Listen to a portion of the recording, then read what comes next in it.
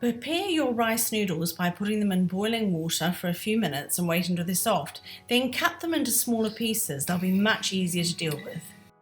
We're going to just slice the tofu. I patted it dry and drained it of the water around it.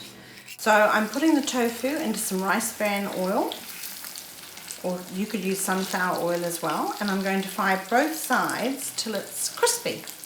To add a little bit more flavour, because tofu is a fairly bland medium, you can put some pepper and some salt, just to give it a little bit more flavour.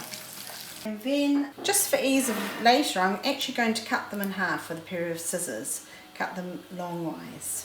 And then we're going to make our sauce. So, 2 cloves of crushed garlic, about half a chilli, chopped fairly finely, and then once that garlic has released its lovely garlicky smell, 3 tablespoons of peanut butter. In it goes. So there goes a tablespoon and a half of hoisin sauce. It's not really important to have tablespoons and what have you. You'll find your own particular flavours that go together, and you're just going to really gently cook that up.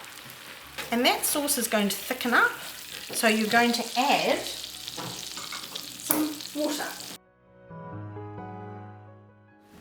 Right, into the hand hot water, give it a good dip, onto the chopping board. Choose your ingredients, keep them towards you, just slightly down from the middle of the rice paper roll. Add in some noodles, add in some of this very delicious peanut sauce, try and spread it around, it gets a bit gluggy. Put in some colour, here we go, and maybe some coriander and a little bit of lettuce. And now we're going to fold in the edges and we're going to start to roll. So try and keep it tight as you go, tight. This will take some practice, and some of you will be really good at it. I like to add in the odd flour as I roll, and perhaps a little bit of mint or Thai basil would be lovely.